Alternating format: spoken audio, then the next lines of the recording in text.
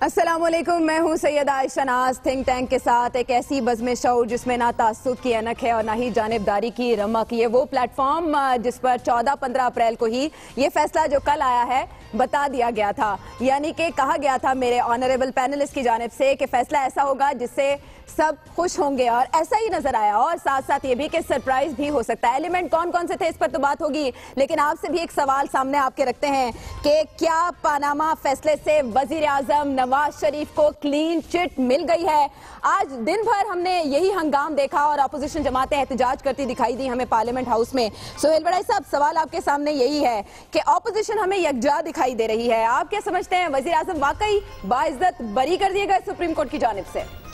میرا خیال ہے کہ کلین چٹ تو قطعاً نہیں ملی، ان کی فردر جو انکوائری ہے اس کا حکم دیا گیا، لیکن اگر عدالتی اور قانونی منہ شگافیوں سے ہٹ کے پریکٹیکل پالیٹکس کو دیکھا جائے تو وزیر اعظم وہ برقرار رہے ہیں.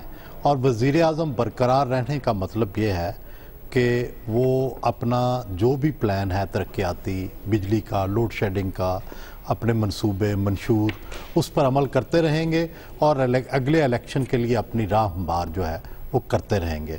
اور اس بات کا اپوزیشن کو بھی پتہ ہے، اسی لیے آج اپوزیشن جو ہے وہ اتحاد کی طرف گئی ہے، اور انہیں اندازہ ہے کہ میاں نواز شریف جو ہے یہ اگلے الیکشن میں ہمارے لیے بہت بڑا چیلنج بن گئے ہیں اس فیصلے کے بعد.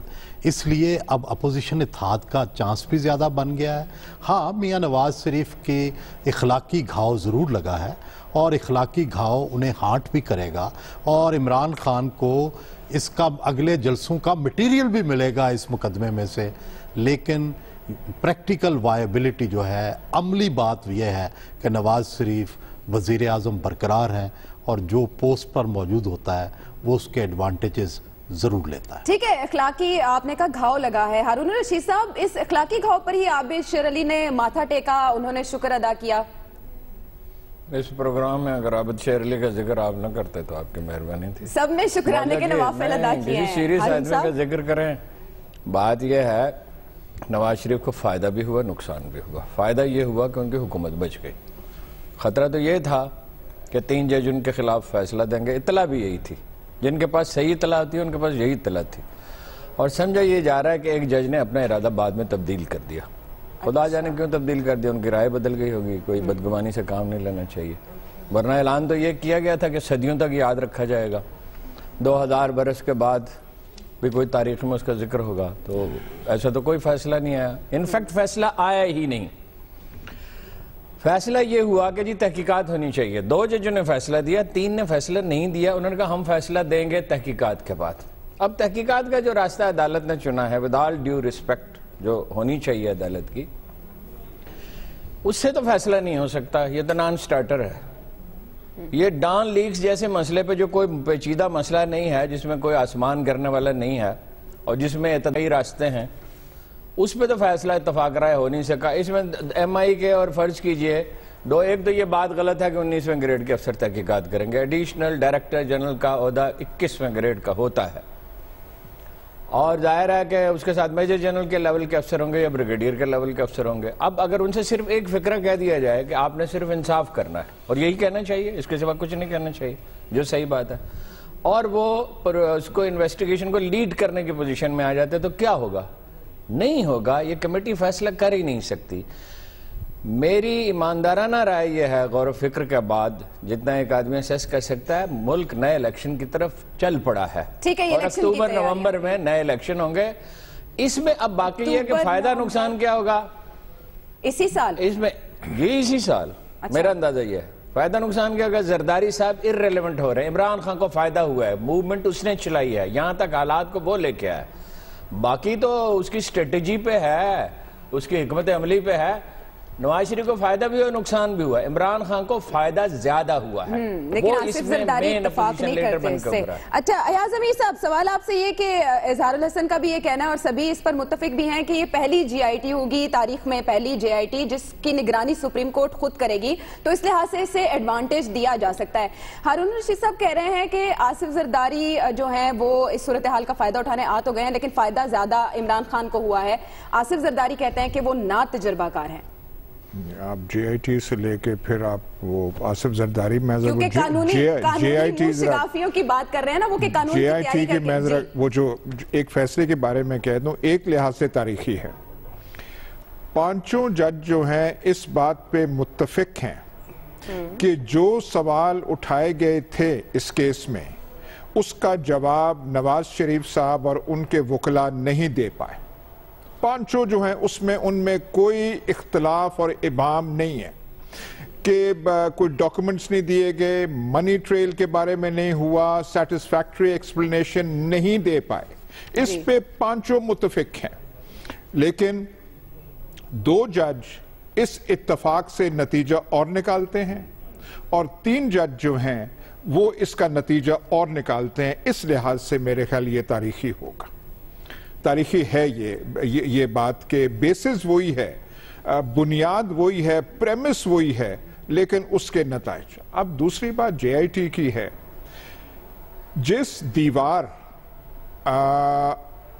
ایویژن کی, آبفسکیشن کی, حقائق سے پہ پردہ ڈالنے کی دیوار کو جج صاحبان نہیں عبور کر سکے, آپ ان سے توقع کرتے ہیں کہ یہ جو جے آئی ٹی والے ہیں یہ جا کے اس راز تک پہنچ پائیں گے کہ جو جج صاحبان نہیں پہنچ پائیں.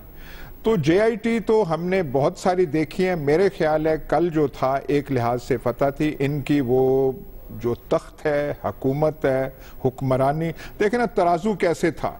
ترازو ایک طرف گیا, تھوڑا سا ترازو یہاں ہوتا تو آج سمائی اور ہوتا, ملک میں بالکل ایک کیفیت ہی اور ہوتی. تو اس سے وہ بچ گئے ہیں. اس فیصلے نے ان کی مدد کی ہے. کتنی دیر پا مدد ہوگی, کتنا ان کو لانگ ٹرم میں فائدہ ہوگا, وہ دیکھنے والی بات ہے. لیکن دیکھیے اگر ان کو اتنا ڈر نہ ہوتا تو کل اتنے خوشی کے شادیانے نہ بنائے جاتے وہ جو جفیوں کا آپ نے دیکھا ہے.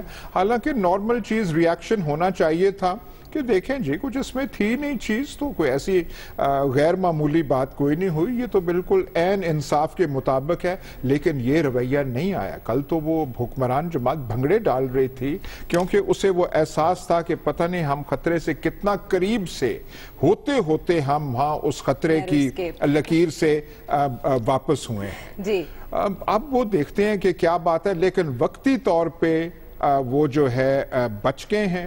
اور یہ بات پھر سے اس میں ہم اضافہ کر سکتے ہیں کہ ستارے تو شاید ان کا ساتھ دیتے ہیں, لیکن مقتدر عدلیہ بھی جو ہے جھکاؤ, آپ کہہ رہے ہیں کہ جھکاؤ کا لفظ تو میں کبھی استعمال کروں گا ہی نہیں. میں بالکل کبھی, اور عدلیہ کے بارے میں کبھی بھی نہیں کروں گا.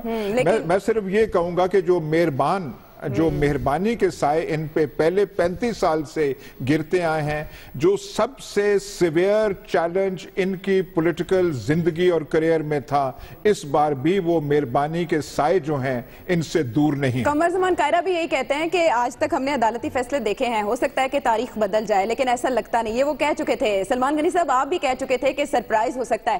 یہ اسی سرپرائز کی آپ بات کر رہے تھے.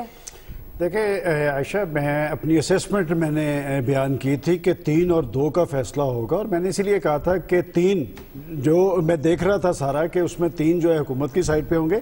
لیکن یہ جو کویسچن ہے آپ کا کلین چٹ والی, اس پہ وہ ایک منیر نیازی کا شعر ہے کہ ایک اور دریا کا سامنا تھا مجھے منیر, ایک دریا کے پار اترا تو میں نے دیکھا. دیکھیں بات یہ کہ جو صورتحال بنی ہے, یہ فیصلہ بڑا دلچسپ ہے کہ ابھی جس خوشی کا ذکر ہو رہا ہے یہ خوشی دونوں طرف سے مٹھائیاں دونوں طرف تقسیم ہوئی ہیں, لیکن اگر ایکچول دیکھا جائے, گہرائی سے دیکھا جائے تو دونوں کے اندر بھی پریشانی ہے. پریشانی خوشی اس بات کی ہے کہ گورنمنٹ کے بارے میں ابھی جو بات ہو رہی تھی کہ گورنمنٹ باڈی لینگویج دیکھیں تو گورنمنٹ اپنے آپ کو سرخرو پاتی ہے, لیکن جے آئی ٹی بن گئی ہے. یہ 60 دن تک بخار پھر چڑھا رہنا ہے. اور دوسری طرف پریشانی کیا ہے, وہ پریشانی آپ دیکھیں کہ باڈی لینگویج کا اندازہ کریں کہ ایک شخص تو میں نام لینا مناسب نہیں سمجھتا کہ وہ پاکستان کے سب سے بڑے منصب پہ رہا ہے. میں نے پاکستان کے سیاستدانوں کو ریزرویشن کا اظہار تو کرتے دیکھا ہے کورٹس کے والے سے, لیکن مذمت کرتے نہیں دیکھا. کہ ان پہ دیکھیں کہ کس حد تک یہ بخار سوار تھا. اور بات یہ کہ اپوزیشن اگر مل رہی ہے تو میرے لیے بڑی اچھی بات ہے. دیکھیں اپوزیشن ہمیشہ ملتی ہے, لیکن اگر اپوزیشن مل رہی ہے اور کرپشن کے ایشو پہ مل رہی ہے, اور اگر آصف زرداری صاحب اور عمران خان صاحب اکٹھے ہو رہے ہیں, تو پھر مجھے عمران خان صاحب سے بڑی ہمدردی ہے, اس لیے کہ پاکستان کے اندر کرپشن اور لوٹ مار کو ایشو بنانے میں آپ جو عمران خان کا کریڈٹ ہے نا, وہ پھر ڈسکریڈٹ میں تبدیل ہو جائے گا. لیکن اس فیصلے کے حوالے سے جو یہ سمجھا جا رہا تھا کہ شاید اس سے سیاسی استحکام آئے گا, آپ یاد کریں میں نے اس وقت بھی کہا تھا کہ فیصلہ 3-2 سے آئے گا اور 3 حکومت کے حق میں ہوں گے, لیکن اس سے کوئی ٹھہراؤ نہیں آئے گا, بلکہ سیاسی درجہ حرارت اور بڑھے گا. اور مجھے آنے والے دنوں کے اندر سیاسی درجہ حرارت اور بڑھتا نظر آ رہا ہے. اپوزیشن اکٹھی ہو سکتی ہے, لیکن احتجاجی تحریک نہیں چلا سکتی. اچھا گزشتہ دنوں یہی بات, جی ایک مجھے اجازت دیجئے, کلین چٹ وہاں سے تو نہیں ملی, لیکن جب آپ منیر نیازی کا شعر جو ہے ان کی مشکلات پہ ڈال دیتے ہیں تو وہاں سے کلین چٹ مل جاتی ہے. پھر وہ مے فیئر بھی پیچھے رہ گیا, وہ باقی قطری بھی پیچھے رہ گیا, اب تو یہ دریاؤں کا مسئلہ بن گیا. میں نے یہی بات کہی ہے کہ وہ بخار تو بھی سوار نظر آ رہا ہے, سیاسی درجہ حرارت بڑھ رہا ہے. یہ تو کلین چٹ دے سکتے ہیں نا, عدالت دے. اچھا اس پہ اتفاق کی بات, ہاں جی ایک بات یہ کرنا چاہتا ہوں کہ مسلم لیگ نون کا اب سب سے بڑا مسئلہ یہ بن گیا ہے کہ پی ٹی آئی اور اینٹی مسلم لیگ نون جو ووٹر ہے اور جو سوچ ہے وہ بڑی پختہ ہو گئی ہے, اور کوئی فیصلہ آئے یا نہ آئے وہ اپنی سوچ بدلنے کو تیار نہیں ہے.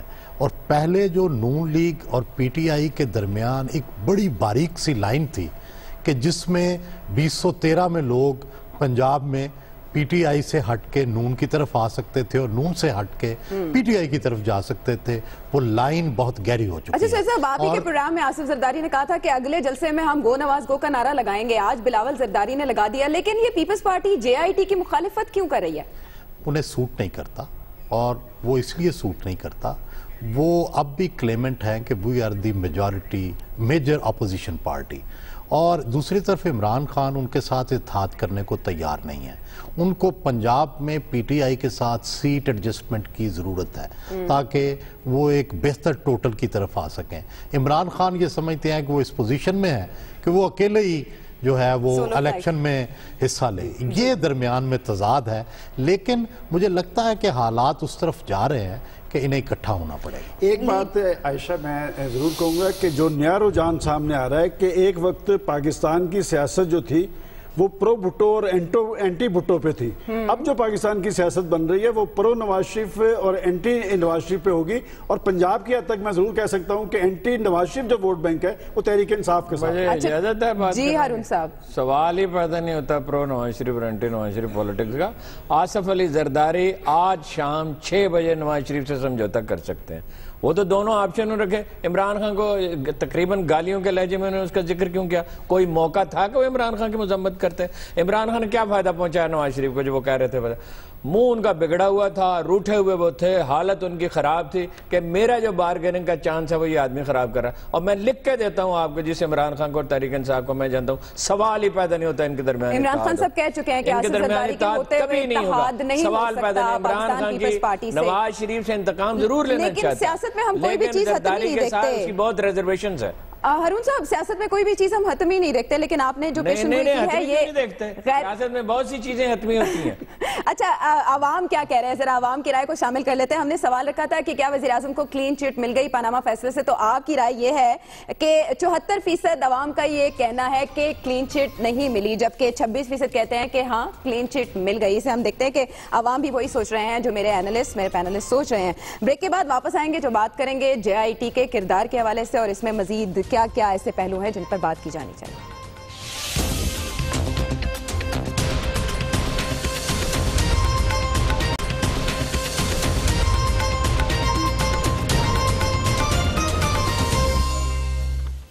تھنک ٹینک میں ایک بار پھر خوش آمدید. تھی خبر گرم کے غالب کے اڑیں گے پرزے, یہ شعر بہت گردش میں رہا, لیکن کسی کو پر پرزے نکلے یا کسی کے پرزے اڑے اس بات کا فیصلہ نہیں ہو سکا. لیکن میرے اینالسٹ کا یہ کہنا ہے کہ وزیر اعظم نواز شریف کو یہ فائدہ ہوا کہ وہ ابھی تک مطلق عنان سنبھالے ہوئے ہیں. اگلی بات یہ JIT کی تشکیل، لیکن کیا اس کی حدود میں وہ تمام باتیں آئیں گی، وہ تمام سوالوں کے جواب مل پائیں گے جو کہ جواب طلب ہیں اور عدالت عظمیٰ ان کا جواب نہیں ڈھونڈ پائی؟ سہیل بڑائچ صاحب، آپ سے تو یہ جانیں گے، عوام کے سامنے بھی یہی سوال رکھتے ہیں کہ کیا وزیر اعظم اور ان کے بیٹے JIT کے سامنے ٹھوس ثبوت اپنی بے گناہی کے پیش کر سکیں گے یا نہیں؟ جواب دیجیے اور ہمیں بتائیے کہ آپ کیا سوچتے ہیں۔ سہیل بڑائچ صاحب، آپ کیا سمجھتے ہیں JIT کی تشکیل سے اور جو ادارے جن کو یہ کام سونپا گیا ہے وہ اس قابل ہو سکیں گے؟ کیونکہ اس میں پہلی بار ایسا ہے کہ سول تفتیشی ادارے صرف نہیں ہیں بلکہ ISI اور MI کے نمائندے بھی ہوں گے۔ میرا خیال ہے کہ جو کام سپریم کورٹ جو کہ ملک کی اعلیٰ ترین عدالت ہے 1 سال کی تفتیش میں نہیں کر سکی، وہ FIA سے یا اس JIT سے توقع کرنا میرا خیال ہے بہت زیادہ امید کی بات ہے۔ مجھے ایسا نہیں لگتا۔ اور پھر یہ 60 دن کا وقفہ ہے، کیا یہ 60 دن 120 دن میں تو نہیں تبدیل ہو جائیں گے؟ اور پھر دوسری بات یہ ہے کہ بہرحال پرائم منسٹر بھی ٹرائل پہ رہیں گے، کیونکہ انہیں جب ایک وہ پیش کریں گے ڈاکومنٹ تو یہ بڑے ماہر لوگ ہوں گے جو کہ اس کے اوپر تبصرہ کریں گے اور اس کی جانچ پڑتال کریں گے، اور ان کو اب اپنی پوری کہانی کو مربوط کرنا پڑے گا کہ کہیں اگر قطری خط تھے اور کہیں یہ کہا جا رہا تھا کہ ہم نے نقد پیسے دیے تھے، یہ ساری چیزیں میرا خیال ہے اب ان کو اب وقت بھی مل گیا ہے، اور دوسرا ان کے پاس یہ موقع ہوگا کہ یہ اپنے موقف کو ثابت کریں، اور اگر یہ فرض کریں کہ یہ اس ٹیم کے سامنے نہیں پیش کر پاتے اور اپنا کوئی واضح موقف نہیں لاتے تو میرا خیال ہے کہ پھر بھی ان کو اور مزید اخلاقی نقصان پہنچے گا، اور یہ جو سیاسی نقصان ہوتا ہے نا یہ اخلاقیات سے ہی جنم لیتا ہے۔ اس وقت سمجھ نہیں آتی، اس وقت سمجھتے ہیں کہ عملی بات میں تو ہمیں کوئی نقصان نہیں ہو رہا، صرف اخلاقی نقصان ہو رہا ہے، لیکن الٹیمیٹلی یہی جو اخلاقی نقصان ہے وہ عملی سیاست میں نقصان پہنچنا شروع ہو جاتا ہے۔ انہیں فوری طور پر چاہیے کہ اس کی ریڈریسل کریں، کوئی نیریٹو بنائیں۔ میرا تو خیال ہے، میری ذاتی رائے تو یہ ہے کہ انہیں یہ اثاثے بیچ کے پاکستان واپس لانے چاہیے یہ فلیٹس، اور اگر اس وقت ڈکٹیٹرشپ کا زمانہ تھا یہ انہوں نے خریدے بنائے، جو بھی اس کی پرانی کہانی ہے، کم از کم اب واپس پاکستان لائیں اور یہ ثابت کریں کہ اگر ان سے کوئی ماضی میں غلطیاں بھی ہوئی ہیں تو آئندہ وہ غلطیاں نہیں دہرائیں گے۔ یہ اس کا امکان کتنا ہے ہارون رشید صاحب؟ جس طرح کی بات سہیل بڑائچ صاحب کر رہے ہیں، اس کا امکان کس حد تک سمجھتے ہیں آپ؟ امکان کوئی نہیں ہے اس کا۔ بات یہ ہے کہ نواز شریف صاحب یہ جملہ کہہ چکے ہیں لندن کی کانفرنس میں کہ یہ ملک گورن کرنے کے لیے ٹھیک ہے، انویسٹمنٹ کرنے کے لیے ٹھیک نہیں ہے۔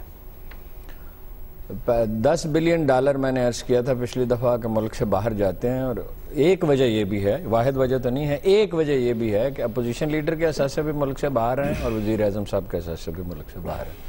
اس کا سوال ہی پیدا نہیں ہوتا۔ البتہ اس کی کوئی گنجائش کے بارے میں سوچنا چاہیے، اس کے لیے قانون سازی کرنی ہوگی، اس لیے کہ اگر لوگ کو اثاثے باہر لاتے ہیں تو اس پہ بھی سکینڈل بنیں گے۔ تو بہتر یہ ہے کہ سب کو اجازت دی جائے کہ میرے اندازے کے مطابق $40-50 بلین باہر پڑے ہوئے ہیں، اوور انوائسنگ ہوتی ہے، انڈر انوائسنگ ہوتی ہے، جو چیز باہر بھیجی جاتی ہے اس کی قیمت زیادہ دکھائی جاتی ہے اور وہاں پیمنٹ کی جاتی ہے، اور جو منگوائی جاتی ہے اس کی کم دکھائی جاتی ہے۔ تو یہ ایک سلسلہ چل رہا ہے، ملک کو معاشی طور پر بڑا نقصان ہو رہا ہے۔ ہونا یہی چاہیے، دیکھیے ایک کمیٹی تو کچھ کر ہی نہیں سکتی، یہ ڈیلے کرتی رہے گی۔ یہ 20ویں 21ویں گریڈ کے افسروں کے بس کی بات نہیں کر رہے کہ محکمے کے سربراہ سے جو میرے دوست ہیں میں نے بات کی کہ کیا کرے گا آپ کا آدمی جس کو آپ نامینیٹ کریں گے، تو انہوں نے کیا لگایا۔ میں نے کہا کیا کو چھوڑیں یار، میرے سوال کا جواب دیں۔ انہوں نے کہا جواب تو دے چکا ہوں، یہی اس کا جواب ہے۔ سوال ہی پیدا نہیں ہوتا، یہ ڈیلے ہوتا رہے گا، یہ نان سٹارٹر ہے، اور ایک ہی آپشن ہے کہ بیک ڈور ڈپلومیسی کے ذریعے بیچ میں کچھ لوگ پڑیں اور قبل از وقت الیکشن ہو جائیں، اور کوئی آپشن نہیں ہے۔ سوال ہی پیدا نہیں ہوتا یہ کمیٹی کسی نتیجے۔ ایاز امیر صاحب قانون سازی کی بات کر رہے ہیں کہ باہر موجود جو اثاثے ہیں وہ پاکستان لانے کے لیے پارلیمنٹ قانون سازی کرے، ایسا تو ہم ہوتا نہیں دیکھ رہے، نہ ہم نے ابھی تک دیکھا کہ کوئی اس طرف ایک قدم بھی رکھے۔ آپ بھی JIT کو غیر مؤثر سمجھتے ہیں، ایسا ہی جیسے کہنا ہے ہارون صاحب؟ پہلے تو بات یہ ہے کہ وہ دولت یہاں پہ لے آئیں، یہ کیسی آئیڈیلسٹک باتیں ہیں، یہ انہوں نے سارا کچھ دل کے بہلنے کو تو اس لیے انہوں نے کیا ہے۔ یہ تو ایک دفعہ مرحوم محترم مجید نظامی صاحب نے ان سے کہا تھا کہ آپ ابھی کاروبار اپنا بند کریں، اور وہ تو تکنے لگ پڑے کہ کیا ہمیں یہ رائے دے رہے ہیں۔ تو یہاں پہ JIT جے آئی ٹی ایک ماڈل ٹاؤن انسیڈنٹ پہ بنی ہوئی ہے ابھی تک جو بیٹھی ہوئی ہے. آپ یا کوئی اور بتا سکتا ہے کہ اس کا نتیجہ کیا ہے؟ 14 بندے مارے گئے تھے لاہور میں، کہیں دور دراز کسی بلدیہ ٹاؤن پہ بنی ہوئی ہے، ڈاکٹر عاصم پہ بھی بنی تھی بلدیہ ٹاؤن پہ، جس میں 200-250 آدمی جل مرے تھے. وہاں پہ ہے نا جے آئی ٹی. تو کیا ہوا اس کا؟ عسکر خان کیس، جو مشہور نام اس کا یہ ہے عسکر خان کیس، 1990 الیکشن کے بارے میں سپریم کورٹ فیصلہ صادر کر چکی ہے کہ وہ الیکشنز رگڈ تھے. آئی ایس آئی نے پیسے تقسیم کیے تھے. سابق ایک آئی ایس آئی کے ڈی جی ہیں جنہوں نے ایفیڈیوٹ جمع کرائے ہوئے اپنے دستخطوں کے ساتھ سپریم کورٹ میں کہ نون لیگ کے یہ لوگ، ایک لمبی فہرست ہے، دونوں بھائی ہیں اور پھر نیچے بہت سارے مرد ہور اور مرد مجاہد اور جمہوریت ہیں جن کے نام اس میں ہیں کہ جنہوں نے پیسے لیے تھے.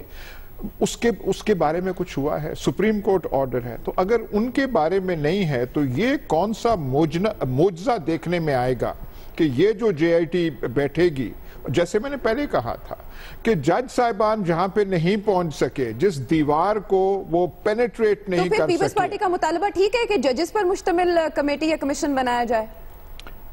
ججز کو ایک موقع تھا کہ کچھ کر سکتے تھے. یا تو ہے نا جی، میں جو پہلے کہہ چکا کہ کوئی 5 ججوں میں سے ایک بھی نواز شریف اور ان کی فیملی کا موقف تسلیم کرتے. کسی نے تسلیم نہیں کیا اس ججمنٹ میں کہ وہ ٹھیک کہہ رہے ہیں، انہوں نے ڈیفنس پیش کی ہے، ایسی کوئی بات نہیں ہے. لیکن وہ فیصلہ نہیں آیا. تو یہ جو ہے، جو آصف علی زرداری صاحب، وہ تو اس کے خلاف تھے کہ پی ٹی آئی کیس لے کے جائے عدالت میں. وہ کہہ رہے تھے پہلے قانونی کام کر لیا جاتا. آج وہ تشریح کر رہے ہیں اس فیصلے کی. وہ تو شروع خورشید شاہ کہتے تھے کہ جی پارلیمنٹ میں آنا چاہیے. اس پارلیمنٹ میں آ کے کوئی لے بھی جاتا تو اس سے فرق کیا؟ ابھی سبھی مل کر ایک آواز بلند کریں استعفے کی. ہارون صاحب، جی ایک صورت ممکن تھی، اب ممکن ہے عدالت مانے نہ مانے، میں کہہ نہیں سکتا. دیکھیے 184(3) کے تحت اور سپریم کورٹ کے ضابطوں کے تحت ایک کمیشن قائم کیا جا سکتا تھا. 1 مین کمیشن بنا. یہ جو پاک افغان ٹریڈ تھی اس میں 1 ارب روپے ماہوار کا آمدن میں اضافہ ہوا. اس میں طے ہو گیا کہ کس طرح گڑبڑ ہوتی ہے. ارسلان افتخار کے اور ملک ریاض کے معاملے میں کمیشن بنا. 30 گھنٹے جاگ کر ڈاکٹر شعیب سڈل نے وہ رپورٹ لکھی، میں اس کا یعنی شاہد ہوں. اور سپریم کورٹ بھاگ گئی، چیف جسٹس صاحب بھاگ گئے، اس لیے کہ جن خطوط پہ وہ رپورٹ لکھی گئی تھی وہ باقی مکمل ہوتی تو نہ ملک ریاض بچتا نہ ارسلان افتخار بچتا. اچھا سلمان صاحب، جو ادارے تجویز کیے گئے ہیں وہ پبلک اکاؤنٹس کمیٹی کے سامنے پہلے معذرت کر چکے ہیں کہ ہم پاناما کیس کی انویسٹیگیشن نہیں کر سکتے، ہماری حدود نہیں ہے یا دائرہ کار میں یہ نہیں آتا انویسٹیگیٹ کرنا، کیونکہ منی لانڈرنگ کا لاء جو ہے 2010 میں آیا اور یہ اس سے پہلے کی کرپشن یا منی لانڈرنگ ہے. تو اب آپ باقی اداروں کو کیا سمجھتے ہیں؟ سہل ہوں گے، آپ بھی انہی سے اتفاق کریں گے؟ دیکھیں عائشہ، یہ جو جے آئی ٹی ہے، ابھی جو بات ہو رہی تھی کہ پاکستان کی سیاسی تاریخ میں جے آئی ٹیز بنی اور یقیناً وہ نتیجہ خیز نہیں ہوئی، لیکن اس کیس کے اندر جو جے آئی ٹی بننے جا رہی ہے وہ سپریم کورٹ کے ایک فیصلے کے نتیجے میں سامنے آ رہی ہے. اور میں ایک بات یقین کی حد تک کہتا ہوں کہ وہ مانیٹر ہوگی. اور اس نے پھر دوبارہ اس بینچ کے سامنے جانا ہے. لہٰذا یہ معاملہ بڑا سنجیدہ ہے اور اس میں جہاں پر پولیٹیکل لیڈرشپ کا مستقبل داؤ پہ لگا ہوا ہے وہاں پر ہماری عدالت عظمیٰ کی ساکھ کا بھی مسئلہ ہے. اور وزیر اعظم آئیں گے اس کے سامنے پیش ہوں گے؟ دیکھیں بالکل ہونا چاہیے، کیوں نہیں پیش ہوں گے جی. جب آج نوٹس ہوئے ہیں اور پرائم منسٹر صاحب پہلے بھی کورٹ کے سامنے پیش ہوئے ہیں. پرائم منسٹر صاحب کوئی آئین اور قانون سے مبرہ نہیں ہے. سلمان صاحب، بیان لینے میں اور تفتیش کرنے میں فرق ہے. تفتیش کی جائے گی وزیر اعظم سے. دیکھیں یہ ہوگی اور یہ پرائم منسٹر صاحب پہلے بھی کہہ چکے ہیں، پارلیمنٹ کے اندر بھی کہہ چکے ہیں، جو کمیشن کے لیے مکتوب لکھا تھا اس میں بھی کہہ چکے ہیں. لیکن عائشہ اس فورم پہ ایک اچھی تجویز آئی ہے. بات یہ کہ جس لیڈرشپ کے ایسٹ پاکستان سے باہر ہیں، جن کی اولادیں جائیدادیں پاکستان سے باہر ہیں، یہ قانون سازی ہونی چاہیے کہ انہیں پھر پاکستان کے اندر سیاست کا حق نہیں ملنا چاہیے. بدقسمتی یہ ہے کہ یہ تجویز جو ہے یہ قانون سازی ہونی چاہیے. یہاں سے پتہ چلے گا کہ یہ لیڈرشپ ہے، ان کے دل پاکستان کے ساتھ دھڑکتے ہیں یا نہیں. عائشہ اس میں دیکھیں سب سے جو بنیادی بات ہے نا، یہ کیس کیا تھا؟ بنیادی بات یہ ہے کہ اثاثے بنے ہیں اور ان کا ریکارڈ نہیں ہے. منی ٹریل کا، تو بنیادی بات پھر وہی آ جائے گی کہ بھائی ہم اپنے اہل سیاست کو پابند کریں کہ آپ بیرون ملک اثاثے بنائیں گے تو سیاست چھوڑ دیں، یا پھر بیرون ملک اثاثے بنائیں اور پھر باہر رہیں۔ یہ تو تحریک کے یہ دیکھیں، میرا خیال ہے کہ یہ تو بنیادی بات ہے جس کا جو طے ہونی چاہیے اگلے الیکشن کے لیے، کہ یہ باہر والے اثاثے جو ہے نا یہ قابل قبول نہیں ہے۔ میرا وہ لیڈر نہیں ہو سکتا جس کے باہر اثاثے ہوں، کیوں پاکستان میں کیوں نہ ہو؟ بہت بہت دلچسپ اور بہت اہم تجویز جو اس پلیٹ فارم سے سامنے آئی ہے۔ ایسی آئیڈیالزم میں نے تو، ہم بھی بڑے آئیڈیالسٹک رہے ہیں، پر ایسی آئیڈیالزم میں نے نہیں سنی۔ سوچنے میں کیا حرج ہے آیات صاحب، یہیں سے بات آگے بڑھے گی۔ ایک خیال ہوتا ہے، ایک نظریہ ہوتا ہے، ایک تصور ہوتا ہے، اور پھر اسی کو عملی صورت پہنائی جاتی ہے۔ لیکن تھنک ٹینک نے یہ پالیسی لائن دی ہے کہ ایسی قانون سازی کی جانی چاہیے جس سے سیاستدانوں کو یہ پابند بنایا جا سکے کہ جہاں وہ سیاست کرتے ہیں وہیں سرمایہ کاری بھی کریں۔ عوام کی رائے کیا ہے؟ بلی کے گلے میں گھنٹی کون باندھے گا؟ کون سا چوہا بلی کے گلے میں گھنٹی باندھے گا؟ ایسا لیڈر جو پاکستانی عوام سے پیار کرے گا اور پاکستان سے پیار کرے گا۔ ہارون صاحب، آپ پی ٹی آئی سے کیوں نہیں یہ کرواتے؟ آپ اپوزیشن سے کیوں نہیں یہ کرواتے؟ کیوں؟ آخر اس میں کیا حرج کیا ہے؟ یہ کیا کسی بھی ملک میں میں آپ کو یقین دلاتا ہوں کہ اپوزیشن والے اگر میرے جیسے لوگوں کی بات سنتے ہوں تو اس طرح کھچ نہ مار رہے ہوں۔ اچھا، اگر عوام کی اگر رائے سن لیں، عوام کی بات سن لیں، عوام کہتے ہیں کہ 77% عوام کا، یعنی آپ کا کہنا ہے کہ مطمئن نہیں کیا جا سکے گا وزیر اعظم اور ان کے صاحبزادوں کی جانب سے ثبوت کے طور پر، اور جبکہ 23% کہتے ہیں کہ شاید وزیر اعظم مطمئن کرنے میں کامیاب ہو جائیں گے۔ یہ تھی آپ کی رائے، اور بریک کے بعد جب واپس آئیں گے تو ایک بہت اہم معاملہ جس پر بہت عرصے سے واضح نہیں تھا کہ ہونے کیا جا رہا ہے، لیکن اب راحیل شریف سعودی عرب روانہ ہو چکے ہیں۔ امت مسلمہ کے ایک اتحاد کا مستقبل کیا ہوگا، اسی پر بات کریں گے بریک کے بعد۔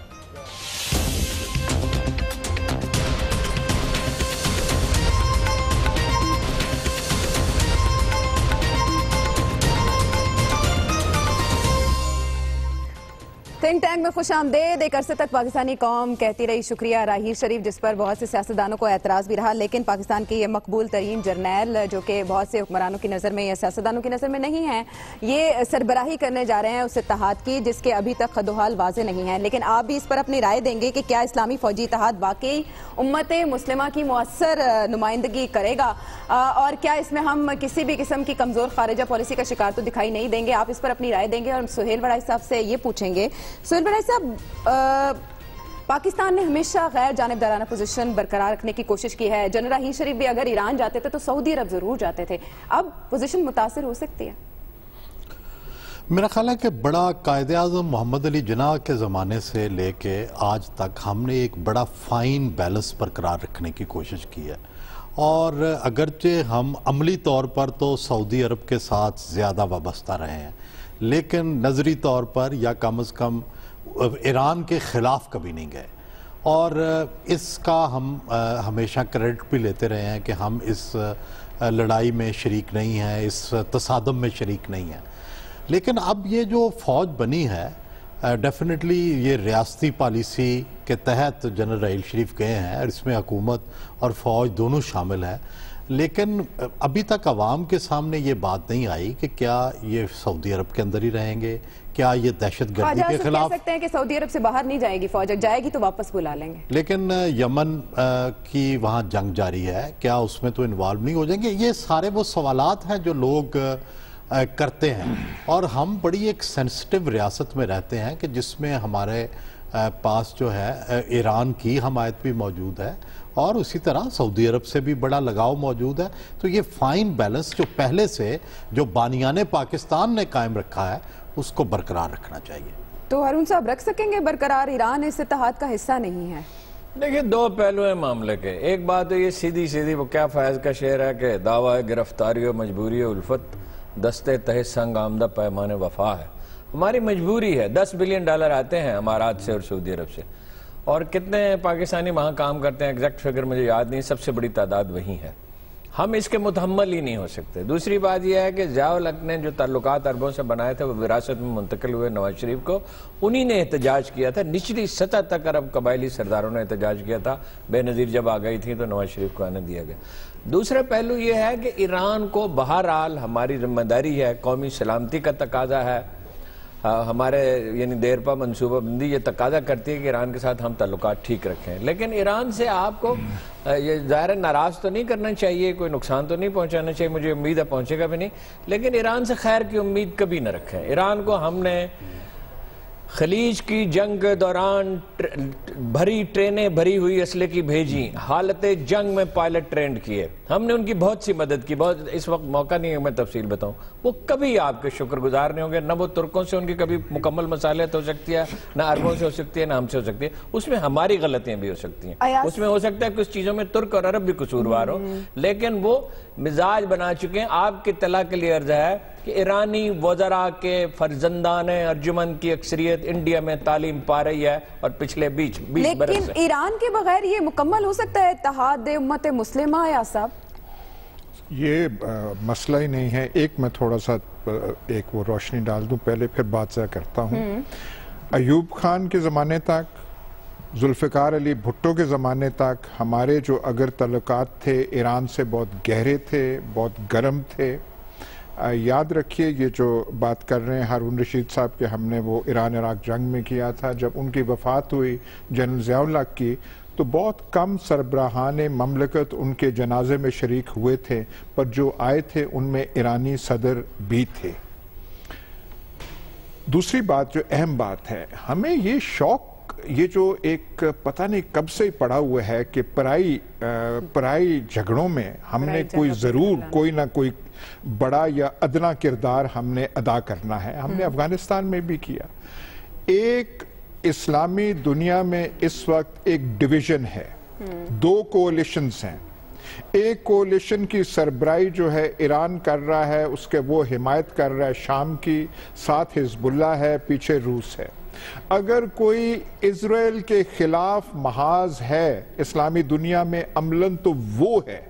ایک دوسرا ہے جو ایران سے ڈرا ہوا ہے، جب وہ دہشت گردی کی بات کرتا ہے ان کے سامنے اسلامی ریاست یا داعش نہیں آتی، وہ دہشت گردی کی بات کرتے ہیں ان کے ذہن میں ایران آتا ہے۔ آپ جب ایک آدمی سربراہ ہے، ایک تو میں حیران ہوں جنرل راحیل شریف پہ، اتنا مقام، اتنا آپ نے کامیابی حاصل کی، آپ نے سایہ وہ ضائع کرنا تھا، اور وہاں جا کے یہ آپ نے ٹوپی ایک وہاں پہ ایک، اور یہ کوئی اسلامی اتحاد نہیں ہے، یہ سعودی لیڈ الائنس ایک ہے جس کا شاید مطمع نظر جو ہے سعودی ڈیفنس۔ اچھا سلمان صاحب آپ سے سوال، ایک اور چیز، سعودیز نے جو ایجپٹ کی حکومت ہے فیلڈ مارشل سیسی کو، اس کو بینک رول کیا ہے۔ جب وہ آئے تھے تو $5 بلین کا چیک دیا تھا، اور کوئی 20 بلین دے چکے ہیں۔ وہ یہ کام نہیں کر رہے وقت کی کمی کے باعث جو ہم کرنے کو تیار ہیں۔ سلمان صاحب سوال آپ سے یہ کہ حکومت نے جلد بازی میں فیصلہ نہیں کیا، کیونکہ تحریک انصاف تو پارلیمنٹ میں اس پر بحث کرانا چاہتی تھی۔ نہیں عائشہ، میرے خیال میں یہ جلد بازی کا فیصلہ نہیں، یہ کوئی آج سے 6 ماہ پہلے کا فیصلہ ہے، جب پرائم منسٹر صاحب اور راحیل شریف صاحب سعودی عرب گئے تھے، وہاں پر یہ فیصلہ ہو چکا تھا۔ لیکن بات یہ کہ سعودی عرب سے ہمارے دیرینہ تعلقات ہے، ابھی جو ہارون صاحب نے بھی بات کی، دیکھیں اس خطے میں ہمارا مسئلہ ہے ہندوستان، اور جب بھی ہندوستان کے ساتھ کوئی معاملہ ہوتا ہے تو اس میں ایران اپنا جھکاؤ ادھر رکھتا ہے۔ سعودی عرب کے بھی اچھے تعلقات ہوں گے، لیکن سعودی عرب نے اپنا وزن ہمیشہ پاکستان کے ساتھ ڈالا ہے، اور میں سمجھتا ہوں کہ جیسے بھی یہاں بات کی گئی جنرل راحیل شریف صاحب کی، یہ مقام پاکستانی فوج کی وجہ سے تھا، کیونکہ پاکستان کی فوج یکسو تھی، سنجیدہ تھی دہشت گردی کے خاتمے کے لیے، یہ راز پاکستانی فوج کو اس معاملے پر یہ ہے 51% عوام کا کہنا ہے کہ ہاں مؤثر نمائندگی کر سکتا ہے پاکستان، جبکہ 49% کہتے ہیں کہ ایسا نہیں ہے۔ لیکن آج کی پالیسی لائن یہ کہ پارلیمنٹ کو مؤثر قانون سازی کرنی چاہیے بہت سے اہم معاملات پر جو کہ توجہ طلب ہیں۔ وقت ختم ہو جاتا ہے، آپ کے فیڈ بیک کا انتظار رہے گا۔ اللہ نے کے بعد